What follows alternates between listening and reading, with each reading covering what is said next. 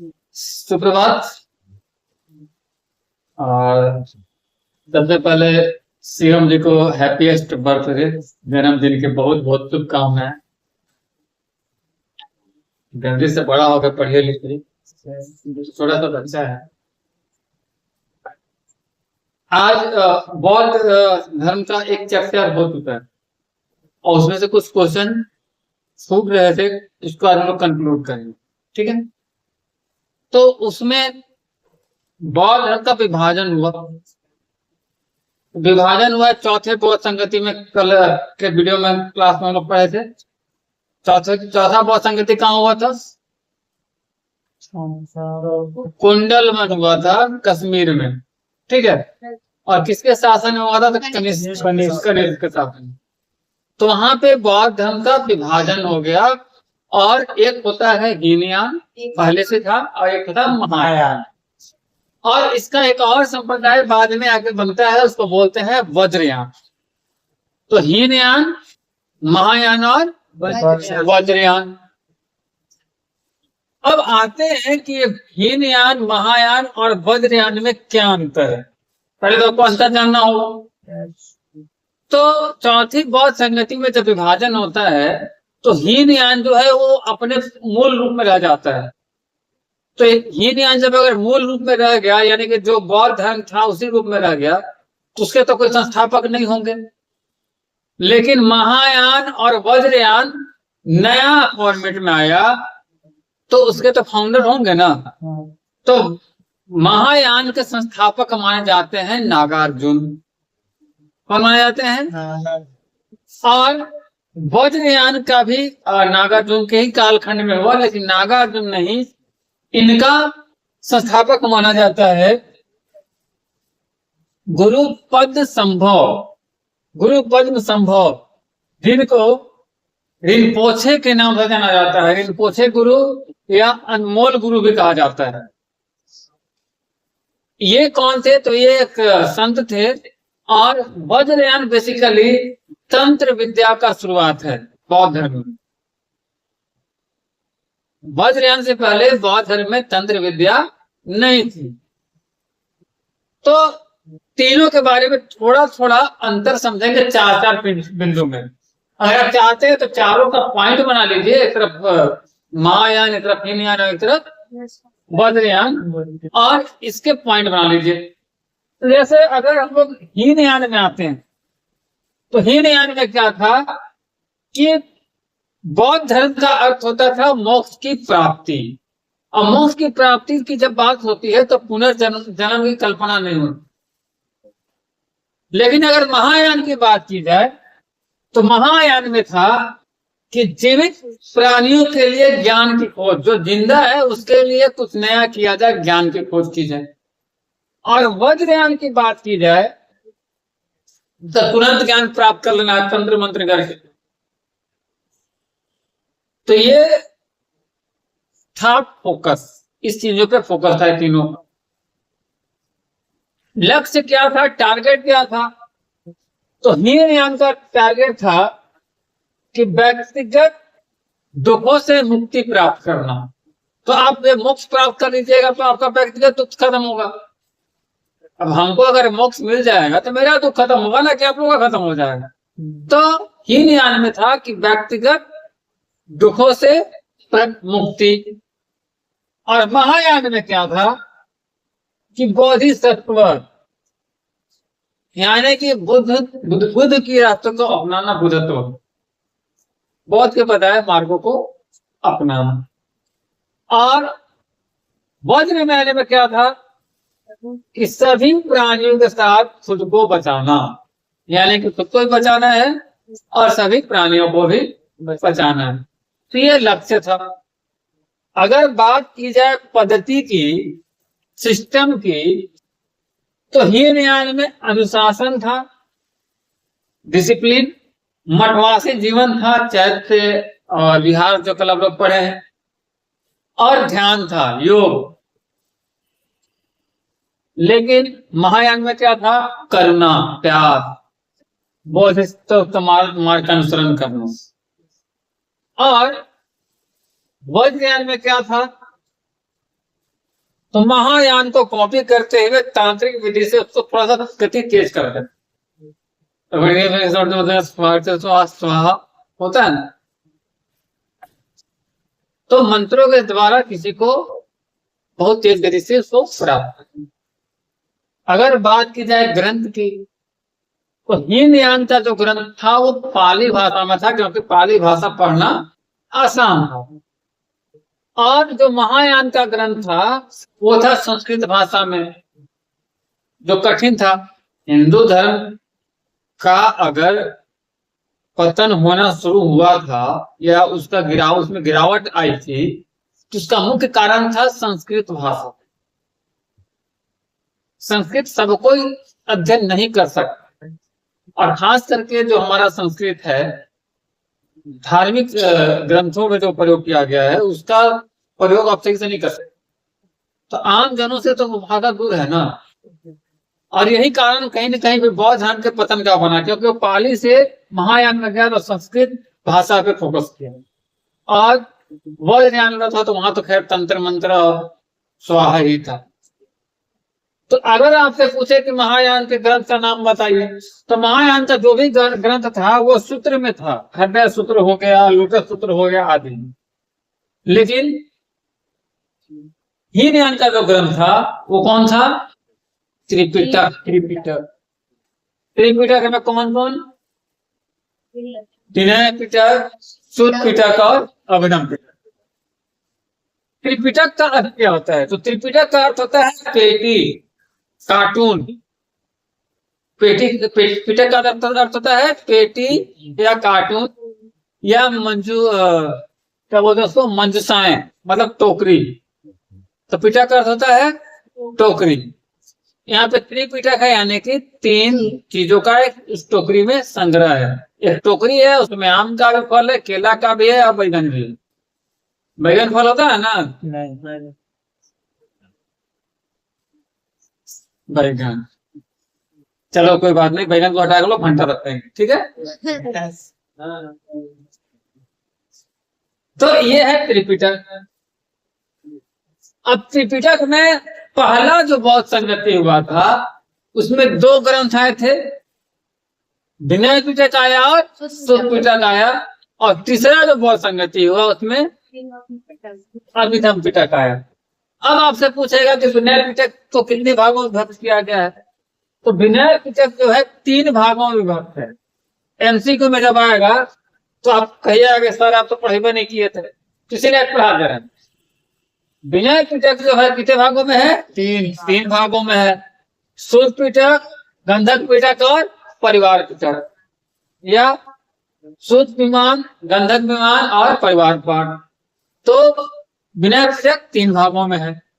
अब आते हैं विनय पिटक का एक है कौन? शुद्ध पिटक भी है, विमान है, शुद्ध पिटक है। हाँ, शुद्ध विमान है। तो इसी का सेकेंड जो है प्रथम बौद्ध संगति में शुद्ध पिटक है। तो शुद्ध पिटक में भाग नहीं है, यहाँ पे निकाय है। तो आपसे देखिए यहाँ पे कंफ्यूज मत होइएगा। विनय पिटक पूछेगा भाग कितने हैं? तो 3। शुद्ध पिटक में निकाय कितने हैं? 5। तो निकाय 5 है। दीर्घ निकाय, दीर्घ मैंने बड़ा, मंझिम निकाय मझिला, संयुक्त निकाय ज्वाइंट, अंगुत्तर निकाय सजिला और उद्यत निकाय छोटा। ठीक है, तो 5 निकाय हो गए। अब सवाल उठता है कि इतना बढ़िया होने के बाद, इतनी तेज गति से आगे बढ़ने के बाद बौद्ध धर्म का पतन क्यों हो? दरअसल 13वीं शताब्दी के आसपास भारत में बौद्ध धर्म समाप्ति हो गया था। कहीं कहीं 2-4 के मिलेंगे, लेकिन नहीं के बराबर। भी आपके पास बौद्ध धर्म का कहाँ संख्या मिलेगा? बहुत कम मिलेगा। ढूंढने से बौद्ध धर्म वाले मिलेंगे, लेकिन कम मिलेंगे। तो इसके पतन का कारण क्या था? तो पहला कारण है बौद्ध धर्म में प्रविष्ट बुराइयां। बुराई क्या थी भाई? तो सबसे पहला बुराई था कि लोग भगवान बुद्ध को या बौद्ध को भगवान विष्णु से कंपेयर कर ले, उनको विष्णु मानने लगे, जबकि वो विष्णु का अवतार नहीं थे। लेकिन बौद्ध भिक्षु लोग, बौद्ध धर्म के लोग उनको विष्णु का अवतार मानने लगे। दूसरा था कि हिंदू धर्म से ही बौद्ध धर्म में लोग आए थे। कारण क्या था? कर्म कांड, संस्कृत, यहाँ भी लोग कर्मकांडी हो गए महायान के चलते। तीसरा कारण क्या था? तो तंत्र विद्या, स्वाहा। तो तीन चीज हो गया। पहला।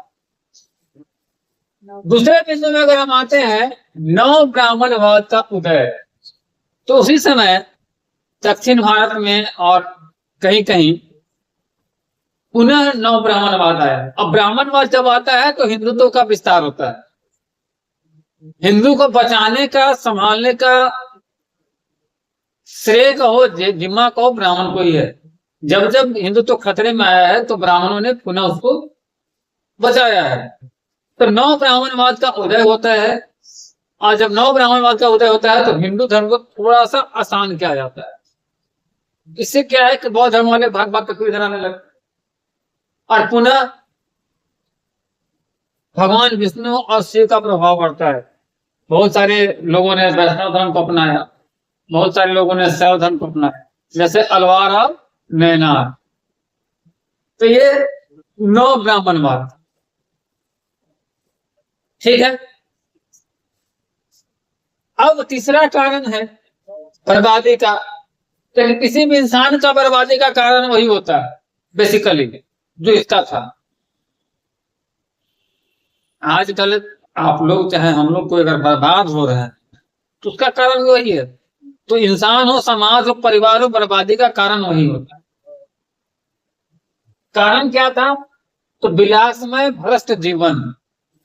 विलासिता अगर आपकी जिंदगी में आ गया, जहां मन सूतने का बीमारी हो गया कि खूब सूतना है, तो ससुरा कहानी खत्म। और अगर सूते की बीमारी के साथ साथ आदरणीय लोगों का प्रवेश हो गया,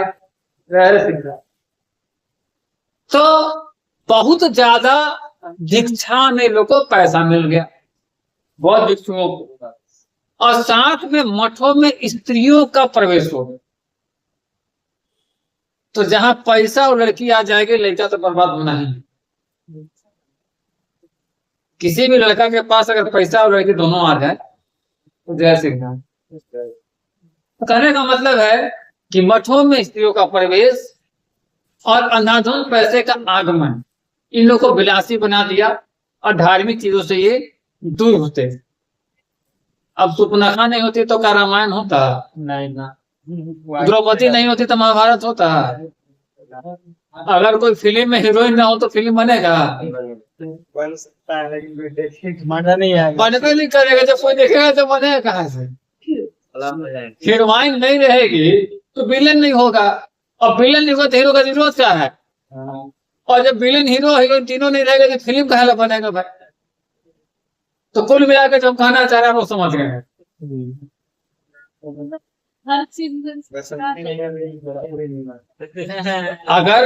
अगर शोले में बसंती नहीं होती तो फिर गब्बर इतना प्रसिद्ध होता, रामगढ़ प्रसिद्ध होता? नहीं होता। ये डायलॉग भी प्रसिद्ध नहीं होता। चौथा कारण था बौद्ध धर्म का विभाजन। अगर घर बटेगा तो गंवार लुटेगा। तो गंवार मतलब गांव। तो बौद्ध धर्म में विभाजन हुआ, विभिन्न संप्रदायों में बढ़ गए। जैसे हीन वाले जो थे ना, वो थेरवाद संप्रदाय के, जो सबसे पुराना संप्रदाय है। उसके बाद बहुत सारा संप्रदाय बना, ठीक है। तो विभाजन होगा तो भाई कमजोर होइएगा ना। इसके बाद है राजराश्रय का समाप्ति। तो राजाओं का जो आश्रय मिला था वो खत्म हो गया। कब? कुषाण काल के बाद। राजा थे। हाँ, अशोक नहीं, उधर तो क्या करते हैं? नहीं समझे। राजा अगर बौद्ध धर्म अपना लिया तो उसको आश्रय देगा ना। सपोज करो कि अगर हम हिंदू हैं और हम राजा बन जाएं तो हिंदू धर्म को पढ़ाएंगे, अगर हम मुसलमान हैं, हम राजा बन जाए तो इस्लाम धर्म को बढ़ाएंगे। तो जो चीज धर्म का रहेगा उसको तो ज्यादा अच्छे से समझेगा, ज्यादा अच्छे से उसको डेवलप करेगा। तो कुषाण काल के बाद राजाओं का इस जो आश्रय था बौद्ध धर्म से हाथ खींच लिए। अब ज्यादा अगर ज्यादा हाथ खींच लेगा तो स्वाभाविक ही कमजोर हो जाएगा। उसके बाद वैष्णव धर्म और शैव धर्म का प्रचार बढ़ा। विदेशी आक्रमण, तो हुनों का आक्रमण हुआ 13वीं शताब्दी के आसपास जब भारत यहाँ से बौद्ध धर्म खत्म हुआ तो। और तुर्कों का एग्जाम्पल देख लो, ये नालंदा विश्वविद्यालय तुर्क सम्राट ने जला दिया उसको। खिलजी, अलाउद्दीन खिलजी वो तुर्की था ना, तुर्क से आया था। और उसके बाद है प्रचार का माध्यम। तो मैंने पहले ही बताया कि पहले प्रचार का माध्यम लोगों का क्या था, पाली, जो सबको समझ में आता था। फिर वो संस्कृत कर लिया, फिर वो समझ में नहीं आता। अभी हम हिंदी बोल रहे हैं तब तो समझ में आ रहा होगा। और अभी संस्कृत में पढ़ाना शुरू कर दें तो उसका रखा सर, ऐसे नहीं कीजिएगा। यह कारण। अब आपसे पूछेगा कि कुछ बौद्ध स्थलों के नाम बताइए, तो सारनाथ, सांची, बोधगया, अमरावती, नागार्जुनकोंडा, कुशीनगर, ये सब बता दीजिए। अच्छा ये बताइए ना कि हीनयान कौन देश में है? हीनयान मानने वाले लोग कौन कौन देश में रहते हैं? जापान। तो चीन, तिब्बत, कोरिया, मंगोलिया, जापान के लोग मानते हैं हीनयान। और महायान, महायान में लंका, बर्मा, म्यांमार, म्यांमार का नाम बर्मा, श्याम, श्रीलंका, श्रीलंका, जावा, वो क्या बोल दिए ना। हाँ अभी सही बोले। महायान मानने वाले लोग हैं चीन, तिब्बत, कोरिया, मंगोलिया और जापान, ये महायान के हैं, ठीक है। और वहां पे क्या है कि मानव बुद्ध की जगह पे लोकोत्तर बुद्ध की पूजा होती है, यानी कि वहां मूर्ति पूजा होती है। लोकोत्तर मतलब मूर्ति पूजा, और ही यानी मानव बुद्ध की पूजा होती है। जो बुद्ध कर्म करेगा उसका पूजा होगा। तो दोनों में एक फर्क था। और हीनयान जो है श्रीलंका, ये म्यांमार, श्रीलंका, बर्मा, श्याम, जावा आदि। श्याम किसका नाम है? थाईलैंड का पूरा नाम। जावा सर है जावा, जावा द्वीप है, इंडोनेशिया, सबसे अधिक जनसंख्या वाला द्वीप है। जो ज्योग्राफी होगा, जनसंख्या घनत्व इसका है, जिनका ज्योग्राफी होगा उनको पता हो। इंडोनेशिया में द्वीप है, टापू। वज्रयान की बात की जाए तो वज्रयान तो मान चले कि जहाँ बिगड़ी भाषा हुई है। तो ये रहा था का बौद्ध धर्म। कुछ और के प्रश्न है जो आपको जानने चाहिए। जैसे प्रश्न आएगा 2 नंबर का कि अलवार और नैनार कौन है, तो अलवार और नैनार जो है दक्षिण भारत का एक संप्रदाय है, और जो विष्णु की पूजा करते हैं वो अलवार के थे, अलवार धर्म के माने जाते, संप्रदाय के माने जाते थे। और नैनार लोग शिव की पूजा करते थे, शिव को उपासना करते थे। तो एमसीक्यू में आएगा कि अलवार किसकी उपासना करते थे, तो विष्णु। नैनार किसकी? शिव। तो ये कहाँ? दक्षिण भारत में शुरू हुआ। एक आता है सगुन और निर्गुण। सगुन और निर्गुण। तो सगुन धर्म ऐसा है जहां पे भगवान की मूर्ति पूजा होती है, चाहे भगवान विष्णु की हो, शिव की हो, देवी देवताओं की हो। और निर्गुण का है निर्गुण भक्ति, जहाँ पे अमूर्त निराकार, इसका कोई आकार नहीं है, उसकी उपासना होगी। ब्रह्म की उपासना होगी, जिसको कोई देखा नहीं। जैसे मान लो कि अगर तुमसे एग्जाम्पल दिया जाए तो हिंदू धर्म में कौन सी भक्ति आएगी?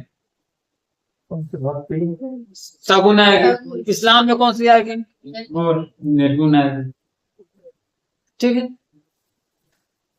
उसके बाद है महान और लघु परंपरा। तो महान और लघु परंपरा की शुरुआत किसने की थी? तो महान और लघु परंपरा की शुरुआत की थी समाज शास्त्री रॉबर्ट रेडफील्ड ने। समाजवादी रॉबर्ट रेडफील्ड ने इसकी शुरुआत की थी और उन्होंने बताया कि जो प्रभुत्वशाली वर्ग है, राजा है, पुरोहित है, किसान है, वो जो परंपराएं मानता है उसे महान परंपरा कहते हैं। और जो आम लोग हैं, जिनके लोकोचार से कोई परंपरा निकल गई है, वो लघु परंपरा है। तो लघु परंपरा जब भी होगी तो छोटे स्थानों पे होगी। मान चलो कि यहाँ पे हम लोग कुछ मानते हैं तो यहाँ मानेंगे, अगले शहर में नहीं माना जाएगा। लेकिन महान परंपरा होगी वो संपूर्ण होगी, जैसे दशहरा, दीपावली, छठ, दुर्गा पूजा, देवी पूजा, ईद, मुहर्रम, रामनवमी, दुर्गा पूजा, तो ये सब किसका एग्जाम्पल है? लेकिन सर सब जगह होता है, कहीं कहीं होता है, पूरे पूरे दुनिया आदिवासी नहीं। तो ये क्या है ना, ये लोकोचार का परंपरा है। जैसे कहीं जितिया होता है, कहीं कर्मा होता है, कहीं और अनंत पूजा होता है, बहुत सारी पूजा होती है। तो कुछ पूजाएं कुछ जगहों पे सीमित हैं और कुछ पूजाएं सब जगह होती है। ठीक है, तो महान और लघु परंपरा क्लियर है।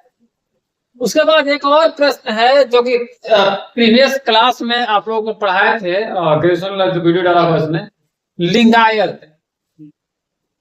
तो लिंगायत कौन थे? तो 12वीं सदी में कर्नाटक में बासवन्ना नाम का एक ब्राह्मण था जो पहले जैन धर्म मानता था और वो बाद में लिंगायत संप्रदाय की स्थापना कर। दरअसल वो चालुक्य दरबार का मंत्री था बासवन्ना, और आज भी कर्नाटक में चले जाइएगा तो लिंगायत संप्रदाय, लिंगायत लोगों की संख्या अच्छी खासा। वहां आज लोग बासवन्ना की पूजा करते। अभी कर्नाटक में पिछले जो पीएम थे येदियुरप्पा, वो इसी संप्रदाय से है। तो इसमें क्या है कि इनके अनुयायी जो हुए वो दो प्रकार के हुए बासवन्ना के। एक हुए वीर शैव जो शिव के मानने वाले थे, और एक हुए लिंगायत जो लिंग धारण करने वाले। ठीक है, तो लिंगायत की खासियत क्या है? लिंगायत का खासियत क्या है? तो लिंगायत धर्म के लोग क्या करते हैं कि इनका मानना है कि मृत्यु के बाद शिव में लीन हो जाए। अगर जो इस धर्म को मानेगा, इस संप्रदाय को मानेगा, वो मृत्यु के बाद शिव में लीन हो जाएगा और इस संसार में पुनः नहीं लौटे। तो लिंगायत लोग क्या मानते हैं कि पुनर्जन्म नहीं है। दूसरा ये बिंदु है कि ये धर्मशास्त्र में जो श्राद्ध क्रम बनाया गया है उसको ये नहीं मान। हिंदू का श्राद्ध क्रम है ना, जलाने वाला का परंपरा, तो उसको ये नहीं मानते हैं और ये अपने शव को हिंदू होते हुए भी दफन कर, ये क्या करते हैं? तो लेकिन विधि पूर्वक मृतकों को विधि पूर्वक नियम सम्मत है उसके हिसाब से ये दफनाना से। तो दूसरा पॉइंट हो गया। तीसरे पॉइंट में अगर आपको लिखना होगा तो आप लिख सकते हैं कि ये ब्राह्मणीय अवधारणाओं को का विरोध करते हैं। उनको लगता है कि ब्राह्मणी अवधारणा से लिंगायत का जो प्रभाव है वो दूषित हो, तो जो ब्राह्मण हिंदू का रीति रिवाज है इसका ये विरोध करते हैं। लेकिन हिंदू धर्म नहीं, हिंदू धर्म में आते हैं लेकिन हिंदू धर्म को के बहुत सारी चीजों को नहीं मानते। और कर्नाटक में इनकी संख्या बहुत ज्यादा है। इस बहुत दिन बाद अभी गैर लिंगायत सीएम बना है, तो बीजेपी का जब भी सीएम रहा है तो वो लिंगायत समाज से ही रहा है। येदियुरप्पा तो बोला था कि 2-3 टर्म रहा। उसके बाद आते हैं कि एक पुनर्जन्म के सिद्धांत को नहीं मानते हैं, उसमें भी क्वेश्चन मार्क लगाते हैं। पुनर्जन्म होता है या नहीं होता है, इसका क्वेश्चन मार्क। हाँ, ये तो तय है कि जो लिंगायत है वो त्रिवलीन हो जाएंगे, उनका पुनर्जन्म नहीं होगा। लेकिन बाकियों का पुनर्जन्म होगा कि नहीं होगा, इस पे ये क्वेश्चन मार्क लगा दिए हैं, संदेह रखते हैं। ठीक है, और धर्म शास्त्रों में जिन आचारों का स्वीकार किया गया था उसे ये मान्यता देती है। अचार मतलब रीति रिवाज। अचार मतलब आप लोग पिकल्स और आम का अचार सोच के मुंह में पानी मत लाइएगा तो मुंह में भीग जाएगा। आचार मतलब आचरण। तो नियम और जो रीति रिवाज थे जैसे वयस्क विवाह, पुनर्विवाह, ये सब जो है लिंगायत लोग स्वीकार करते हैं। हमारे यहाँ इसका कोई टिकट नहीं है था पुनर्विवाह का या वैश्य विवाह का, बाल विवाह का प्रथा। लेकिन इसमें है कि वैश्य विवाह होगा और विवाह पुनर्विवाह। हालांकि इसकी शुरुआत तो बहुत पहले हो चुकी है, कानून बन चुका है, लेकिन 12वीं सदी में इसको एक्सेप्ट कर लिया। कानून 1928 में बना था, 1929 में कानून बना। और इन सब कारणों से ब्राह्मणीय समाज जिन समुदाय में सम्मानजनक नहीं था, उन लिंगायत के अनुयायी यानी कि जो हिंदू समाज से थोड़ा सा दुखी थे वो इनको एक्सेप्ट कर लिए और ये लिंगायत समाज समुदाय में शामिल। आज के लिए इतना ही, मिलते हैं अगले क्लास में।